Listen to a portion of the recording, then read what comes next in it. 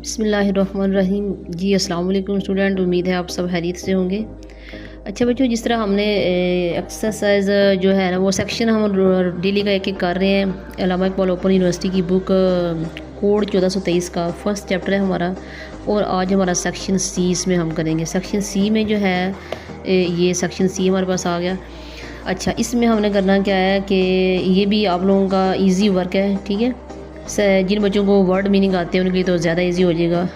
Read इसको हमने करना है कि गैस करना है इसमें मीनिंग ऑफ द वर्ड्स, कि जो वर्ड्स दिए गए हैं और उनके मीनिंग बताने हैं आपने, ठीक है। Many learners of English get worried, परेशान हो जाते हैं, और या कंफ्यूज होते हैं when they come across a difficult word, जब वो मुश्किल अल्फाज के पास से गुजरते हैं। They want their teacher to translate और explain every word they do not know, वो हर लफ्ज़ का जो है मीनिंग चाहते हैं या ट्रांसलेट करना चाहते हैं जिनको वो जाना चाहते हैं। और they look up of for meaning, या उनकी मीनिंग के लिए देखती हैं of every unknown word in a dictionary, dictionary में हर अननोन वर्ड को देखना पड़ता है उनको, ठीक है। Dictionary is a great tool, अच्छा टूल है, but it if you really too much our dictionary then you would not be able to become a efficient and fast reader। अगर आप ज़्यादा यूज़ करते हैं डिक्शनरी तो आप लोग जो है इसमें फ़ास्ट रीडर नहीं बन सकते इंग्लिश के अंदर। Next, you need to infer और guess the meaning of words through the context और situation in which it is placed. आप सिचुएशन के मुताबिक अगर जो है वो मीनिंग देखेंगे तो वो आप लोगों के लिए ईजी होगा। The meaning of many unknown words can be inferred और गेस्ड फ्राम द कॉन्टेक्स्ट और परस्पेक्टिव ऑफ द पैसेज। बयान में इस पैरे में बयान किया गया, it is a very important, ये अहम है टू लर्न, सीखना, हाउ टू गैस, कैसे गैस करते हैं। द मीनिंग, मानी ऑफ अननोन, जिसको हम नहीं जानते वर्ड लफ्ज़ में। व्हेन यू रीड, जब आप पढ़ रहे होते हैं। If you do not your reading will be slow, अगर आपका पढ़ने का जो है वो मेथड स्लो है, एंड और डिफ़िकल्ट, मुश्किल है, एंड और यू में बी सो वर्ड, आप परेशान है about the meaning of individual words that you may miss the general meaning of the paragraph of the passage that you are reading. जो पढ़ रहे हैं उसमें अगर आप लोग पैराग्राफ में जनरल मीनिंग पढ़ लेते हैं तो आपको उसकी समझ जो है वो आ जाती है। Let us do some exercise, कुछ एक्सरसाइज को हम सॉल्व करते हैं। That we help you learn to guess words meaning through context. इस कॉन्टेक्स्ट के ज़रिए जो है कुछ हमारी जो है सिचुएशन को हम देखेंगे कैसे हमने हल करना है। The following is a newspaper report, newspaper की एक ये रिपोर्ट है। अच्छा, this report contains a number of words printed to italics which you might not know. Read it carefully and see if you can guess the meaning of these words from the context of the passage। इस passage को हमने जो है वो किस तरह से करना है ये इसमें हमें बताएगा, ठीक है। अच्छा, ये हो गया कि ये पहले आपने इनको दोनों को पढ़ना है। इसमें जो है आपको फिर हमें समझ आएगी कि हमने किस कॉलम को किस कॉलम के साथ मैच करना है। अच्छा, स्पोक्समैन, जो बोलने वाला आदमी इसमें है, ठीक है। ए पर्सन हो speak for a representation other officially, जो दूसरों के लिए बोल रहा है। या आप देखिए अनडिफिनेटेड या इंज्योर्ड, ये सारे वर्ड्स जो हैं इनकी मीनिंग आपको मिलने में आसानी होगी अगर आप इन दोनों पैराग्राफ को पढ़ते हैं और फिर इसको हम मैच करेंगे आपस में, तो आप लोगों के लिए ईजी होगा, क्योंकि हमें थोड़ी थोड़ी समझ आ जाएगी कि इनके मीनिंग तकरीबन किस तरह से हैं। आपको इसमें इसके लिए डिक्शनरी में जाने की ज़रूरत जो है वो नहीं पड़ेगी, ठीक है।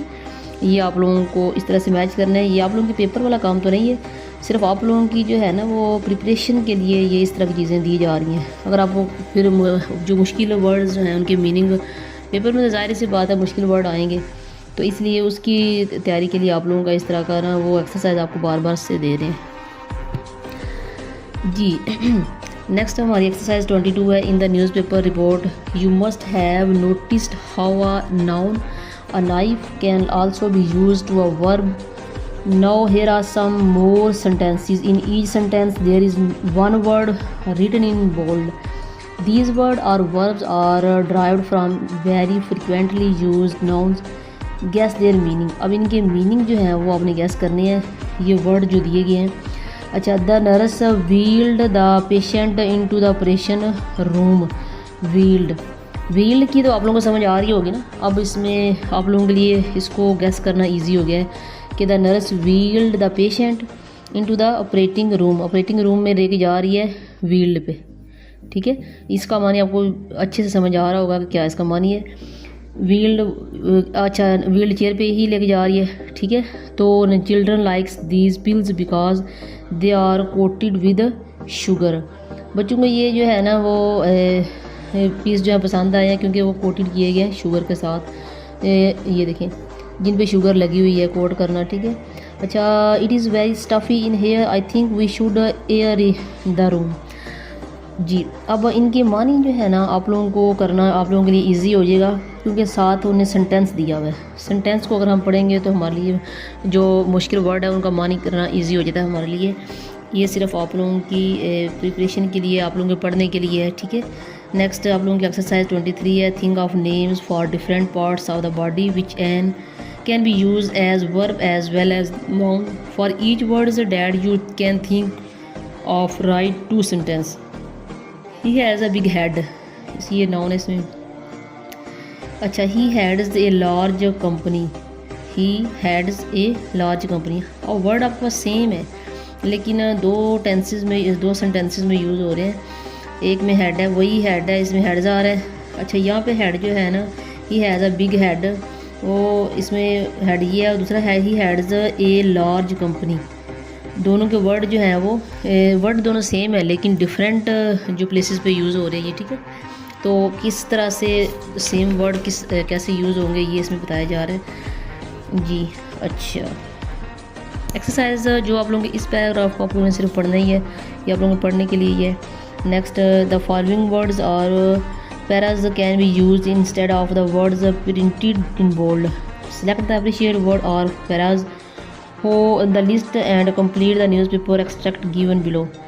अच्छा, इम्प्लीमेंटेशन, अपोज, पोजिशनड, ये जो है ना ये सारे वर्ड आपके पास नेक्स्ट पेज पे जो दिए हुए हैं ये सारे। अच्छा, ये इनमें यूज़ होने हैं, ये आप लोगों ने इधर इनको यूज़ करना है। कहाँ पे कौन सा लफ्ज़ यूज़ होता है पढ़ेंगे, अच्छे से समझेंगे तो आप लोगों को यूज़ करना वर्ड जो है वो अच्छे से आ भी जाएंगे, ठीक है। ये हमारे सेक्शन सी का हो गया ये वाला। नेक्स्ट पेज पे भी आप लोगों की रीडिंग के लिए ही है सारा। अच्छा, when my father told me that we would be shifting to Karachi Pakistan, I did not know how to react as the day of departure loomed in front of me my sentiments change. ये भी आप लोगों की सिर्फ reading के लिए ही है, ठीक है। रीड करेंगे, रीडिंग आप लोग खुद करने की कोशिश करेंगे, पढ़ेंगे, इसमें दिलचस्पी लेंगे तो इंशाल्लाह आप लोगों के लिए, आप लोगों के पेपर में बड़ी आप लोगों की हेल्प होगी क्योंकि बुक को एक दफ़ा कम से कम पढ़ना ज़रूरी है। बुक को पढ़ेंगे तो ही आप लोगों की हेल्प होगी बुक के अंदर से फिर। अच्छा, नेक्स्ट जो है एक्सरसाइज 25 है, इसमें भी आप लोगों की रीडिंग में ही है। बाकी पेपर में हल करने वाला इसमें कोई नहीं है, ये आप लोगों की रीडिंग ही है इसमें भी। Now read the passage and match them about original ones, ठीक है। ये भी आप लोगों की रीडिंग का ही काम है, इसको रीड ही करेंगे। इसमें समझाने वाला कुछ खास नहीं था जो मैं आप लोगों को बताती। आप लोगों ने करना क्या है, इसकी रीडिंग ही यहाँ तक करनी है, ठीक है। रीड करें, इसको पढ़ें और अच्छे से इसको समझ लें, बस यही आप लोगों का काम है। यहाँ पे याद करने वाला आप लोगों को कुछ नहीं है। और ये आप लोग अगर बोलेंगे हम इसमें याद क्या करें, याद कुछ भी नहीं करना होता। यहाँ पे आप इन क्लासों में आकर आपने याद नहीं करना होता, रीड करना होता है। और जो इंपॉर्टेंट चीज़ें होती हैं मैं आप लोगों को साथ साथ बताती जाऊँगी, जो पेपर के लिहाज से इंपॉर्टेंट है वो आप लोगों को मैं साथ ही डिटेल में बताती जाऊँगी, तो आप लोगों को सॉल्व जो है वो करते जाएंगे, ठीक है। ओके, अल्लाह हाफिज़।